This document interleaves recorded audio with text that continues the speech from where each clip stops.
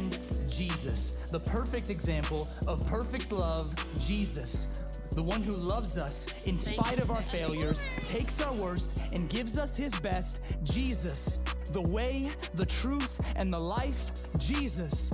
No other name is higher, no other name is greater, no other name than the one we celebrate today, Jesus. Oh yeah, let's give him some praise right now. I got a church, all my ADHD people already standing up. All my people that don't know our guests, you can stand up if you can. If you can't, sit down and conserve your energy because I talk fast and you're going to need it for that. Y'all ready? Fist bump somebody, say, just Jesus. Just Jesus. Just Jesus. I'm not trying to field goal kick this all right now. Oh, man. So just say it one more time. Say, just Jesus. Just Jesus. He is enough. Whatever you came in here that you don't have enough of, whatever's weighing you down, wearing you out, I'm telling you, he's enough. And when you allow him to be enough, he won't just be enough. He will be more than enough. He will be more than enough, and he will do exceedingly abundantly more than you can ask or imagine. That's a promise. It's either true for all or true for none, and we're going to take him up on it. Say it with everything you got. Say, just Jesus. Just Jesus. He's enough. We're going to stick with him. We're in the book of Mark through Easter, maybe even after. I don't know, because I've been changing all the messages up lately, today included. Angie, I'm sorry for neglecting you Sunday on Netflix. I just sat on the couch and God just gave me something a little bit different. I hope it's God. We'll see by the end if it's Ben or God, and you can be the judge. How about that? Mark chapter 6 is where we're landing today. Mark chapter 6. Jesus is a superstar in the region of Galilee. The entire region. Dude's doing miracles, teaching. He is shaking the area up. Everybody's talking about it. He is shaking it up, because when a move of God happens, it's predictable. With Jesus, and even right now, Catalyst, what God's doing here, the percentages of what we're growing in numerically, because we're growing spiritually and other people are coming. It's predictable. When God's moving, he moves. And they were talking about it, celebrating it. People didn't like it, because there's always controversy in moves of God too. In your life, when you're growing, you're going to be outgrowing some people. You're going to have some drama and tension because you're going in the right direction. We talked about that last week. But I'm telling you, God was moving. Jesus was getting celebrated. So in Mark 6, he comes to his hometown, and he expects, just like you would anticipate, a very awesome reception, because this little carpenter kid grew up to be something great, and he's coming home. You know, when the NFL stars that graduated at our schools, they come home, what does everybody do? Celebrate. He expected that. I'm going to show you it ain't what he got, and I'm going to go a different direction with it. Y'all okay with that? Even if you aren't, I got the mic, so you got to be. By the way, all online family, I welcome you. I know the storm kept some of you out. You can share this. God will speak to you wherever you are, and I hope he does. That's our heart. And if it speaks to you, family, share it. It's free ministry, and we want to build. It ain't about bringing people to us. It's about reaching them right where they are. That's what Jesus, he came down, Emmanuel, God with us, not us with him. So we get to do that together. Say it one more time. Say, just Jesus. Just Jesus. Verse 1, I'm reading from the Common English Bible through this series. Jesus left that place and came to his hometown. He came back to Seatown, family. That's his Nazareth. That's our Nazareth. His disciples followed him on the Sabbath. He began to teach in the synagogue. He went to the church he grew up in other words. Let's just go with it. He came to church. He got to preach in the church he was raised up in. Many who heard him were surprised. They were impressed. This dude's put together. He's got something. Where did this man get all this? Go ahead, tell somebody next to you, encourage them, say, you got some this. God has put some this in you. It don't look like Jesus. It dang sure don't look like me. There only needs to be one me. But you got some this, and your this matters. What's this wisdom he's been given? In other words, tell somebody, say, you got some perspective. You got some wisdom from what you've been through and had to fight through. You got some wisdom too. You got something to offer that adds value in the boardroom, the bedroom, the jail, wherever it is, good or bad. You got some wisdom because of what you've been through. And they said, what's this wisdom? They were impressed. It was deep. It had substance. It wasn't shallow and generic like everybody's social media posts. Yeah, I'm talking to you. Whoever you is, I'm talking to you. What about the powerful acts accomplished through him? Tell somebody right now, actually speak it over yourself. Say, I got some this. God's got some this. The Bible's, we're supposed to do greater things. The same Spirit that raised Jesus from the dead lives in us. He said he sends us his Spirit, the Comforter. So the this in him is the this in us if we want to do something with it. It's pretty simple. But here's what happened. The people closest to him, the people that should see him more clearly, began to explain away and minimize what God was doing in his life. And so they began to redefine it, limit it. Whether they were intimidated by it or just repelled by it, this is what they did. This is what happens when we get hurt and people hurt us. And when we hurt the same way. Don't act like we ain't all just a bunch of victims in here. Every one of us been the victimizer. We just as human. We just honest about it at Catalyst. He says, isn't this the carpenter? They were impressed. Isn't it, he ain't nothing but a builder, not a prophet, not a preacher? Isn't he Mary's son and the brother of Jesus, Joseph, Judas, and Simon? And aren't his sisters here with us?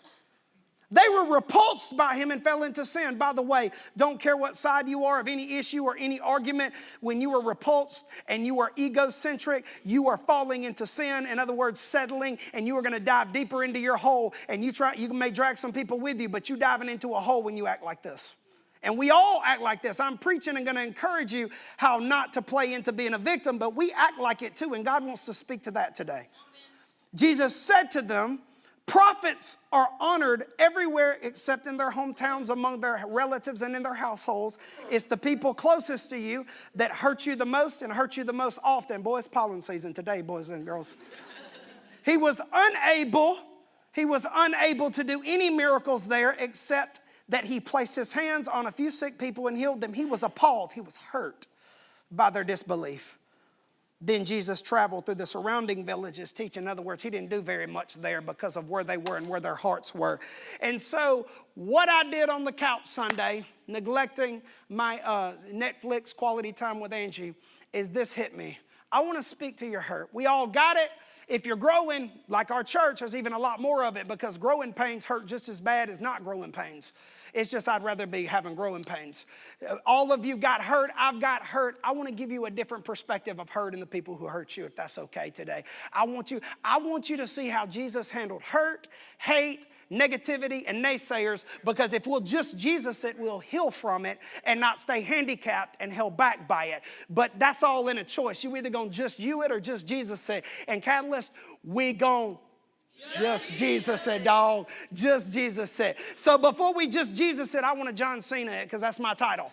So I want you to look at your neighbor, whether you're sitting down, say, mean mug them. If it's your spouse, it's easy to do because you probably like mean mugging them most days. Angie, you welcome. You can go. No, I know I got to. No, you mean mug me after church today because I know I get on your nerves. It's my Sunday. I want you to look at them. We ain't even going to go faith. This is my title, by the way, so you got to engage. Y'all ready? Say engage. We're going to do both hands. John Cena ain't as extra as Catalyst. So we're going to go tell them, you can't see me. You can't see me. And as you're seated, just yell at somebody. If you're an extrovert, say, you can't see me. You can't see me. All my introverts just had anxiety. My extroverts just yelled it. How about my extra folks that are like me? Because we ain't just extroverted. We extra. All right. Y'all ready to grow? Y'all ready to go online? Like I said, I miss you wherever you are. If I ain't even never met you, I hope God speaks to you right now. We care about you. I got 3 points that will guide us through this entire message. I hope you get something out of it. If you don't, it's like the dentist. It won't last long. You don't ever have to see me again. Hope it speaks to you. Hope you'll share it if it does. First thing is this, as we look at how Jesus handled hurt and the people closest to him hurting him, how you handle hurt, negativity in this negative, hate-filled world that church people are just as negative and hate-filled on social media. Even when you quoting scriptures, we do it. And I don't even care how you post. Even when some people don't post, but you talk about at the table negatively. So I want you to see how Jesus handled it. So here's my point. First one is this. You can't let how other people see you affect how you see yourself. You can't. You can't let it cripple your confidence, your clarity, or your courage. You can't do it. You can't, even if there's truth, because here's the thing I'm going to talk about in a minute. The people close to you do know your stuff. Matter of fact, the point of this message is they're going to know your stuff more than your potential. And that's where they're not clear. But even the things that they see in you, friends, parents, former parents for some of you.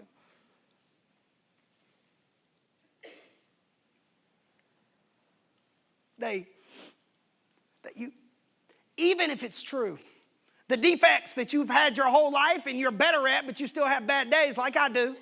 This is highlight reel on a good Sunday. On a bad Sunday, it still ain't as bad as Monday through Thursday. You can ask the staff. But we all got it, even if there's truth to it. Even if there's truth to the haters and the people that are hurting you and the people close to you who don't believe in you and take you seriously. Even if there's truth to it, don't let it define you. Let it develop you. Let it take you. Don't let it take you from your place. Let it have its place. Don't let it take you from from the plans of God for your life and the promise of God for your marriage and your body and your future and your callings. No, if we allow situations like this, which will always happen, as long as you're breathing, there will be Nazareth moments in your life. Doing good ministry, living a good kingdom-filled life, bring drama. Everybody acts like drama just happens to people that are doing it wrong. No, sir. If that was true, Jesus wouldn't have no drama when he got crucified. And so even if there's truth to it, don't let it define you. Don't let it cause you to practice avoidance and run. Let it have its place. Let it begin to give you your place and to set your place and to promote you up the table. Just like Jesus told that parable, focus on the host, not the people. Quit trying to get to the top of the table, Jesus told. He said, trust the host and the host will promote you. How that happens is when you begin to heal, not stay wounded. And you don't have to stay wounded. Doesn't matter what the hurt is. We all got it. Details probably ain't as different as you think. Everybody thinks my hurt's a little bit different than everybody else's. No, it's not. We hurt and bleed and cry and grieve the same over the same. Because it's very all similar. Don't care what class you are, money class. Don't care what your DNA looks like in genes. We all hurt the same. And you can heal. But you don't heal by allowing the way other people see you to affect how you see yourself. Tell somebody right now, just look at them and say, you can't see me. Say, all my extra people go two-handed. You can't see me. You can't see me. Here's why. First thing is you're like, well, people close to you know it. It's why it hurts a little more. People close to you who know you, who you've allowed them to steward information. You've had confidence in them to steward information about you. You've shared things. You've been vulnerable. If you don't notice, I'm a pretty transparent guy. I will tell you this. I tell my wife this. You've never met a more transparent person than me. I dare you to try. My cousin, that's Bradford. So y'all love some Bradford. He's known me my whole life. I was transparent in a baby diapers. But the thing about it is I give you stuff to twist all the time, and people twist it, but I'm going to keep giving it because that's what God's called us all to do. And so what happens is let me get back to where I was. I got to figure it out where I was. Transparent, I don't even know where I was going. I made that up off the cuff, Bradford. I just lost exactly where I was going. Oh, it hurts you when they know you, like they're close to you. And they're like, they do know me. See, Nazareth knew Jesus. Nazareth knew Jesus. What I'm about to go over and give you context so that you can read in between the lines and it can read your life and your mail too, is they knew Jesus. They knew him. People know your toxic traits. People close to you know them. And there's truth to them. Like I said, you even volunteer here in the week. You're going to know mine real quick. You're going to be like, he actually tells the truth about what he's preaching. It's for real. Nazareth knew Jesus. They weren't making stuff up. They knew him. But just because somebody knows the ish in your life doesn't mean they know you. Matter of fact, sometimes when we're too close to the ish, we don't see the person. Which leads me to my second point, which is guiding us today. If you're taking notes, they can't see you. People that hurt you, people that are hurt by you, they can't see you because they're too focused on what you don't have. Please hear me, because I've been hurt. The way I grew up, my life story, some of you know, I've had to work through this stuff my entire life until to this day, this sermon, God spoke to me and said, you need to preach this because you need this, man.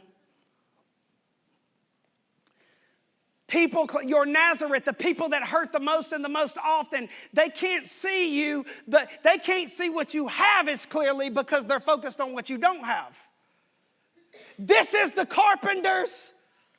This is the carpenter, not even carpenter's son. I'll get to that in a minute. He didn't say son this time. This is the carpenter. They're focused on what he did and what he didn't have. He didn't have an impressive education and resume. You don't have impressive test scores. If you saw mine, you'd laugh. I ain't never met somebody that made less on whatever, it wasn't the ACT. I ain't never to this day met anybody. I made the lowest. Try me. It was like a 12 for real. I literally was 12. That's bad. But I still got my degrees because you can't stop grit. Amen. It wasn't impressive. He didn't have everything you're supposed to have to step into the temple with scholars. But Jesus said they weren't focused on what he had. They were focused on what he didn't have. It's a carpenter. But they didn't stop there, because when people hurt you, when people are pushing you away, and the people that hurt the most that push you away are the people close to you, and they know what they go from pushing to punching you away. It's exactly what happens when you read the context of this verse. The second thing Jesus said, and you'll miss it if you don't know context. The second thing they said, isn't this Mary's son? That was an incredibly disparaging, offensive statement. You did not in Jesus' day call a son his mama's son. You know, was it Lil Wayne, you your daddy's son type thing? Okay, like you said, daddy's son. No, you did. Even Lil Wayne knew that wasn't cool to do that now. But in Jesus' day, it was a punch. It wasn't just a poke. It was a punch. And here's why it's a punch. Number one, you never do that. Number two, Nazareth news was already all over Nazareth. It was common knowledge, even though Jesus was grown. Didn't nobody celebrate Christmas like we do? They didn't believe Mary was a virgin. They believed Mary was creeping, got pregnant with Jesus, and Joseph was a desperate dude that didn't set boundaries and stone her like he was supposed to, and raised a kid that was made because of creeping. So what they're really saying when you read I love the Bible, because when you read it for what it is, you see it's right, it's our story. They were telling him, isn't this the carpenter, the broke builder that ain't got nothing spiritual to say, no experience, and he ain't nothing but a bastard. He's still a bastard. That's what they meant when they said, this is Mary's son. Second thing they said is this, by the way, it's okay, I come from a rough background. That's why I don't fit in with buttoned up people or churches.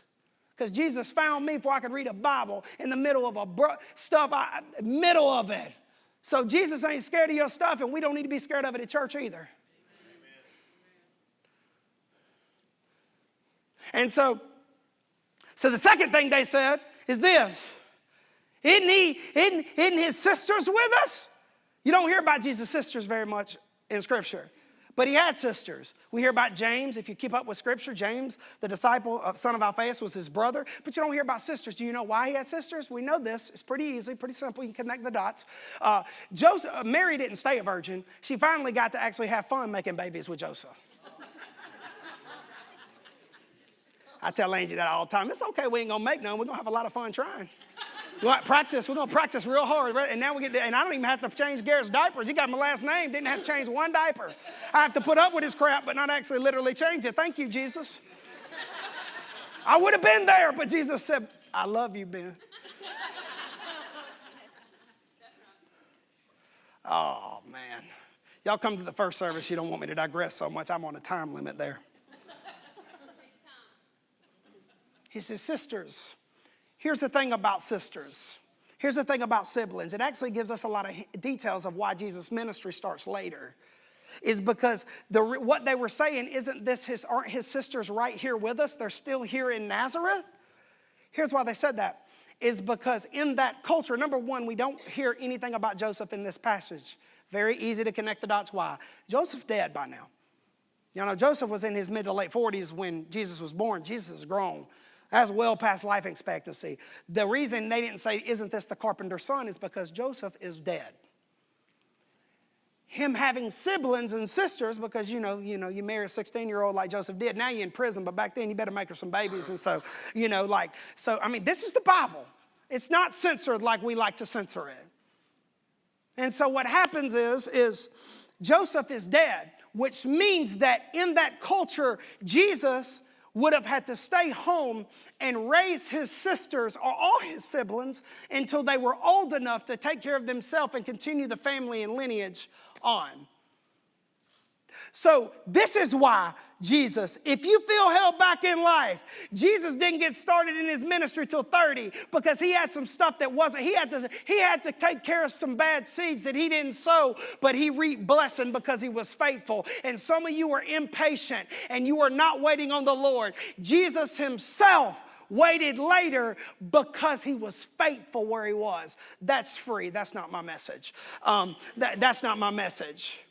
Here's the thing they were trying to say when they said, aren't his sisters here? They were basically saying this dude right here grew up in this dysfunctional family. They were focused on what he didn't have. He didn't have a stable child raising. He was born into a blended family before that was a thing. Blended families weren't a thing back then like they are now. And so what happens is they are telling him, poor pitiful Jesus, you grew up in a broke carpenter family, you're broke and had to build everything the hard way. You're a builder, you're not a prophet, you're not a spiritual leader. And then they say, and you're a bastard just like we knew it, we know it. You got shame on your name. You know how many people that grow up and they were born out of infidelity and they walk with shame because we add to their shame. We look at them, you look at your, man, and then they say, he's poor, he poor pitiful Jesus, he had to raise his family. But they couldn't see him because they were focused on what he didn't have. A lot of people focus on you, people close to you. They see, it's very easy to see. It's easy to look in the mirror and see what I don't have.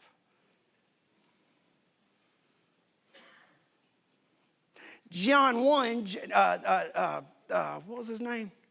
Nathaniel, who would eventually be a disciple, he doubted that Jesus was the Messiah. Do you know why?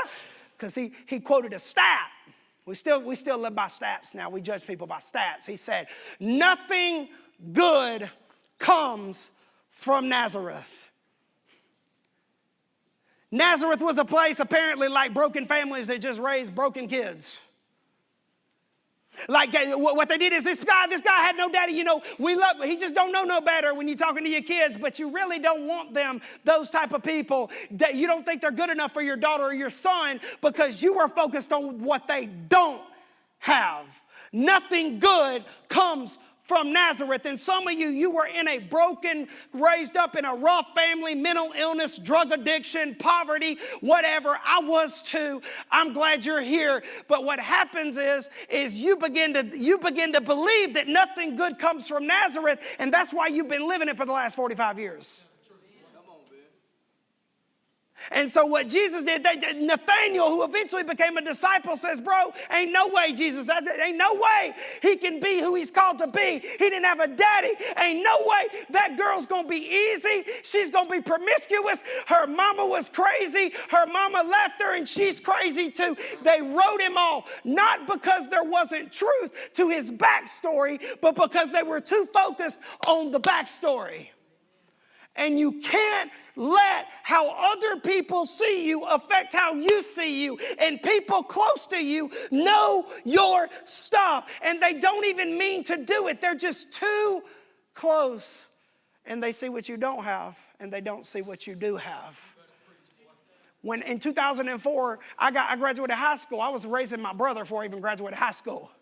I was 17 raising my brother. That's why I stayed close and went to Bible college. I was going through things in my 20s. Well, let me start here. In 2004, I started at Walmart. First year, I was carrying carts, pushing carts. I was code 99. It wasn't till later they realized, man, this dude's mouth is golden. Depends on who you are if you think that now. Some people are like, let's shut him up. And then other people are like, it's golden. Just give it 5 minutes and you'll find out it's not always golden, but still. I'm pushing carts that first year. I remember pushing them in that Hurricane Katrina. When it hit Georgia, I was pushing carts in it. Well, there was this dude that was basically high up, won't say the position, won't say the name, doesn't matter, in Carrollton City Schools in my parents' age group. And one day I'm carrying his TV out. You know, I get to talking, so I know I find out who he is. He finds out who I am. I'm putting it was before flat screens. I'm putting him screens that my little bitty midget arms couldn't wrap around in his car, and he didn't help me none. None. And he goes, he realizes who my parents are. And he goes, let me ask you a question. What you doing with your life? And you could tell he fully expected me to say, I'm going to be pushing carts for my career. I'm good. And when I said, no, Mr. So-and-so, I said, I'm actually in Bible college. I plan to go in pastoral ministry and do ministry. And his mouth drops open. His eyes get big. These are his words. You're telling me that a Scudder and a Bonner made a preacher?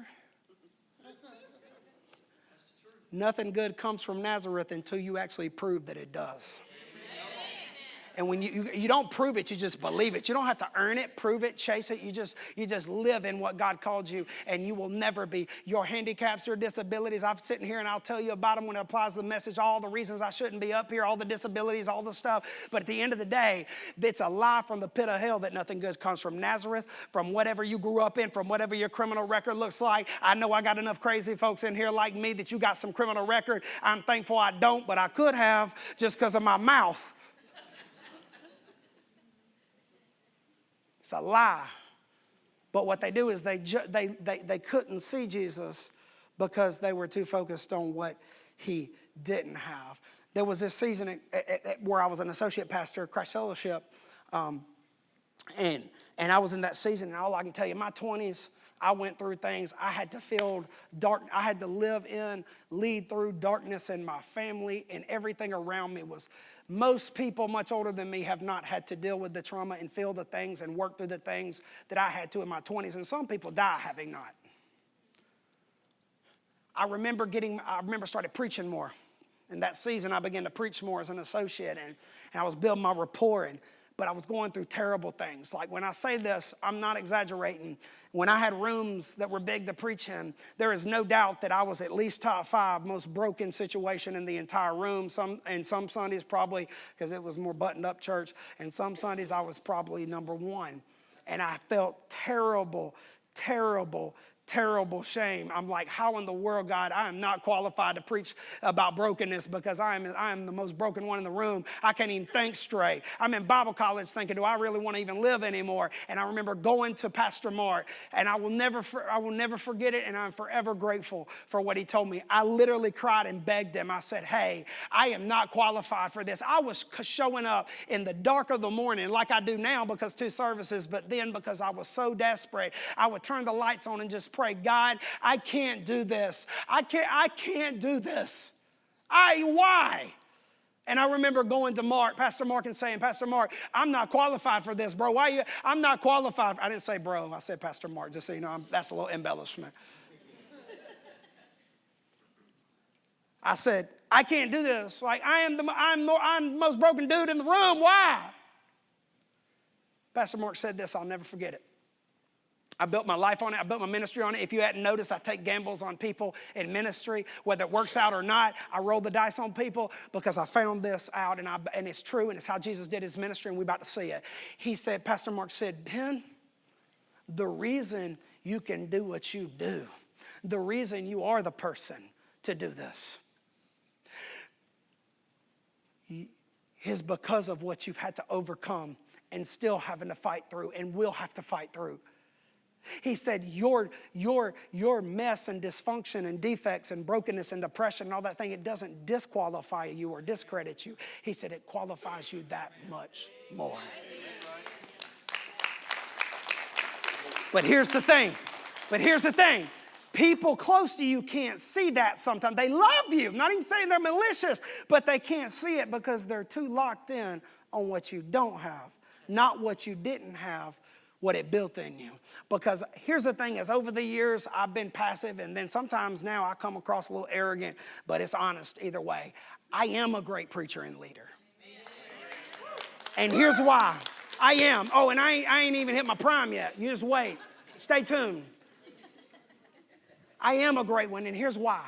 Here's why I'm growing, and here's why I will continue to grow as long as I stay locked in on Jesus. The reason why is because of what I didn't have, because of what I still don't have. I still don't have the natural talent to process sermons. I still have to work harder.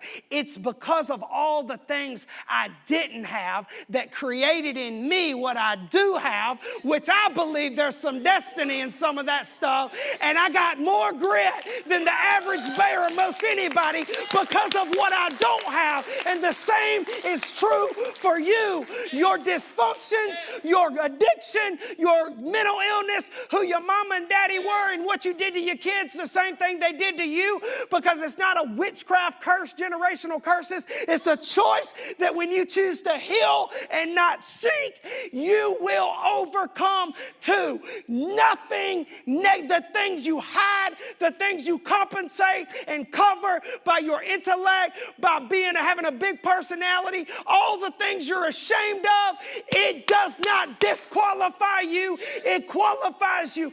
Quit letting other people and yourself lock in and obsess over what you don't have, because that's when you're going to miss, not just the people that hurt you are going to miss what you do have. And the Bible says the same Spirit that raised him from the dead lives in you. But people who hurt you and people close to you, even family and sometimes spouses. Sometimes those are hurting spouses because you finally start growing up, and it takes them a little longer to take you seriously because they see what your patterns a little more than everybody else. It's not they don't love you. They don't see it, and you don't see it. And if you allow them to cause you not to see it, what in the world are you going to do with your life? Tell somebody, say, you can't see me. Number 3. They can't see you because they're too familiar with you. It just hit me on Sunday. People that know you, that have done life with you, or do life with you very closely in this season or last few seasons. It's not that they don't know you, it's that they do know you. And being familiar doesn't necessarily mean being clear. Matter of fact, it blinds clarity. They were familiar with Jesus, which is why Jesus said to them, a prophet isn't without honor except in his own home. When God does things in your life, there's honor everywhere. Your employees see it. Your employer sees it. People that are more casually and less connected, maybe slightly connected, will see it. But it's the people closest to you that sometimes they're too familiar. They're familiar with who you used to be. And here's the thing is, you still have defects. I still have that same, I still can slip into patterns that I overcame years ago. I still can. But sometimes people are so familiar with who you used to be that because you have one bad day or one bad season, they'll start writing you off for who you were. They're going backward. They're about to go back to the club. They're about to go. They just got a rough divorce. Now they just putting themselves on the market, about to go sleep around again. Everybody, the people that they can't see you, and sometimes if you let that affect how you see yourself, before you know it, you'll be acting like who you used to be because you let somebody familiar to you blind you to who you really are, not who you used to be.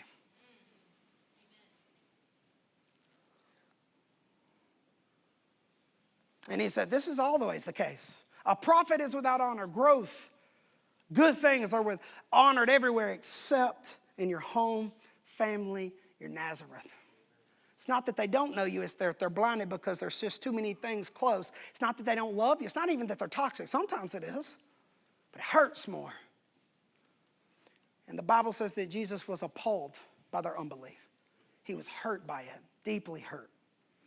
Deeply, deeply hurt. In Luke chapter 4, we find that Jesus comes to Nazareth, the other account. And in this account, they actually try to throw him off a cliff and kill him. There's going to be times where people close to you in one season will try to assassinate your character, sabotage, slander, sow discord, break what God's doing now. And if you allow how they see you to affect how you see you, you will set yourself up for it. But in Luke 4, they try to throw him off a cliff is how the narrative changes a little bit. And it says this about, I believe it's the last verse in Luke 4. It says that he walked, here's what he did. He's on the edge, right? It says he walked through the crowd and went on his way. If you want to heal from hurt, you have to Jesus said, not just you it. So I want to give you 2 things that Jesus didn't do. Because if you'll stop doing these 2 things, you'll go on your way and move forward. The first thing, you can write it down if you take a notice, the first thing that Jesus didn't do is he didn't give them a place. He didn't give them a voice. We over pursue and over invest in people and opportunities because we're trying so hard to force a place at the table and with people. You're trying to prove to that man or woman that you are worthy, that you just keep breaking up. You're trying to prove to an employer that is not showing any signs of seeing you, appreciating you, elevating you, all those things. You over pursue. You love bomb, as the new term is, all over the place. Love bomb. You like to over encourage and blow smoke to people, and you're trying so hard. You're just thirsty and you're hungry, and you give people an ear and a voice that shouldn't have an ear and a voice in your life. Jesus said, don't give your pearls to pigs. It's not that pigs are bad, it's that they have no value in pearls. Why would you give your pearls to people that can't steward and do something with them? That's a waste. They stomp them in the mud, trample them, not trample you. They trample. Pigs don't have any use for pearls. But what we do is we go give everybody some of our pearls, and we end up with none. He didn't, when people heard him, he didn't give them a place. He went on his way. What we do is we over pursue. Second thing is this. He didn't put them in their place. Big deal for the culture we live in. He didn't go try to set them straight on social media, rally troops around him to take sides against him. He didn't try to make it go viral and burn their business to the ground like we do. He didn't cry out justice, justice, justice. Actually, James said mercy triumphs over justice, if you really want to be Christian about it. He didn't go try to burn people down. He didn't get pissed off and so bitter that he was so callous that his family caught the brunt of things that he never confronted. He did not go putting people in their place, being overly opinionated, pissed off, sensitive. Every one of us have soft spots, but he did not allow the soft. It hurt him. It says it hurt him. He was appalled by it. We spend our lives trying to put people in our place and prove people wrong and us right. And I'm telling you, true healing and just Jesus in it is surrendering your right to be right. It's a big deal. If you don't give up even being right and acknowledged and apologized to, you will sink. Just like the Bible said in this passage, they sunk into their sin. Sin is just settling. You are settling. If you don't heal from it, you will become it. You'll marry it. You hate your mom and daddy, you'll either become them or marry them or both. And what Jesus did, he went on his way. He didn't just become this bitter person and put everybody in the place. You can't take it personally. You got to be at peace. I've learned in ministry very hard lessons the last 8 years. We built this thing up, then had to rebuild it. Leadership in general, you better be a big boy or you're going to run quick. And I had to grow up real quick. I thought I was growing up until we started Catalyst. Here's one thing. You can't take it personally. Let it go. Because here's the truth. Some people will never gravitate towards you. I tell people, you think I just say it. Catalyst ain't for everybody.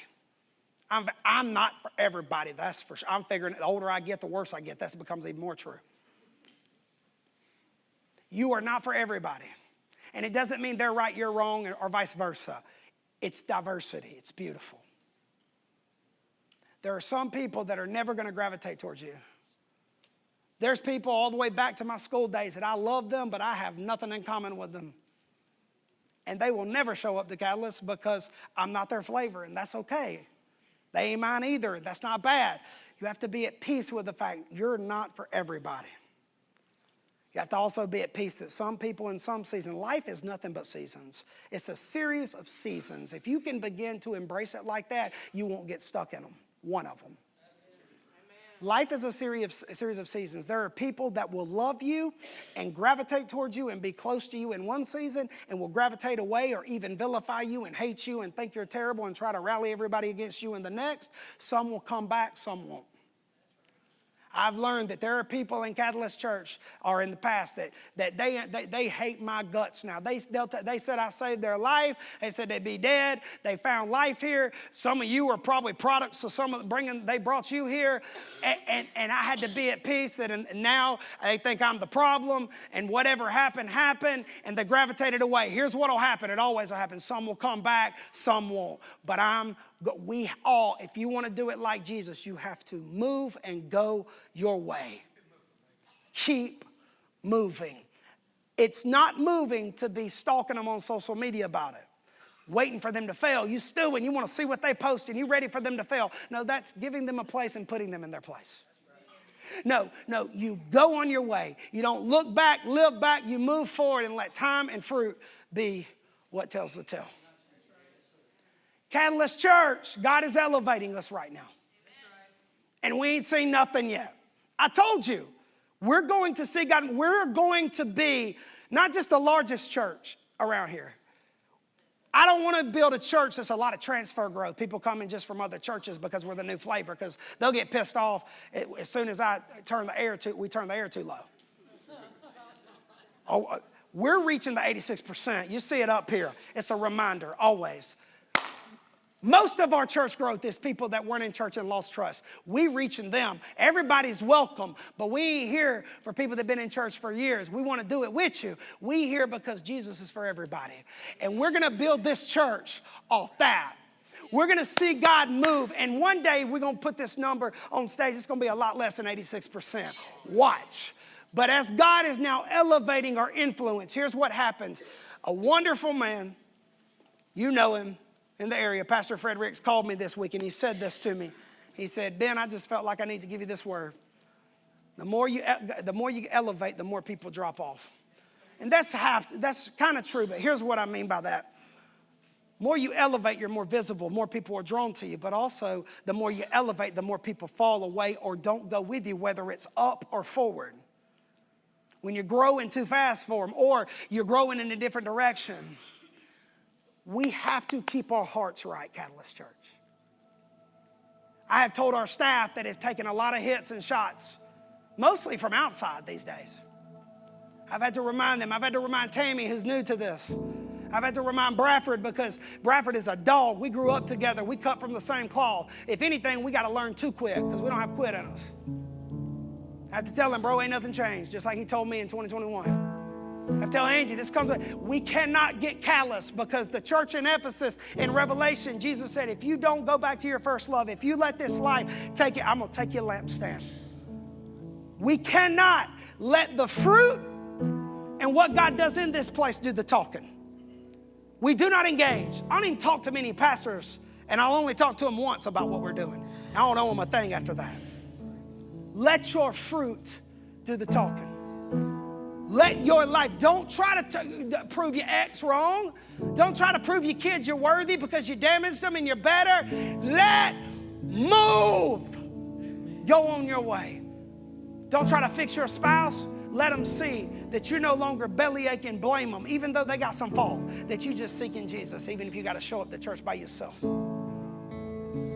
Let your fruit do the talking. Heal, because you can't let how other people see you affect how you see yourself or how other people see your situation, your season, your redemption, your restoration. You can't let it affect where God's taking you, because if you do, it will.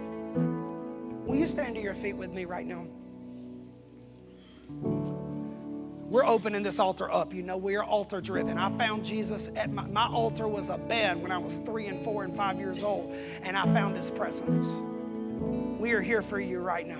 I'm about to jump off this stage. If your heart is hard, if you need to work through some hurt, we're here to pray with you. Begin to let it go. Surrender your right to be right. Surrender your right to be avenged. Surrender your right to whatever it is that we get on social media. You get provoked by politics because you have let Nazareth define you. You let people that don't like what you're doing and who you are at the job and you let them define you. No. If you need to heal, if you've let your ex define you, you've let your addiction in your past and who you used to be and what you're trying to get out of, you're letting it define you. No more. The altar's open, and also for some of you don't even believe in God. And I want you to know, and some of you've been coming to church for years, but you're just coasting. And I want you to remember the principle. Jesus didn't, it's not that he couldn't do many miracles. He didn't give them a place. It's that he chose not to. Chose not to. And while we're learning to choose not to, here's the thing you need to know. If God's not moving in your life, if you know you're coasting, If you know you're really settling for shallow, generic church, or you just don't even care about church and you're inconsistent and you don't like the fact that we tell you to plug in, even if it's not here, it ain't about Catholics, about the kingdom. If you need something a little more proper and buttoned up, it ain't here. I want you to find what's for you. But you know that God's not moving in your life, and here's why He's not. You're not believing Him. Belief is what stopped Jesus. I didn't say that you can quote good scriptures. You may have some degrees like me and quote King Jimmy better than me. That ain't hard. I don't like King Jimmy that much. It's too complicated.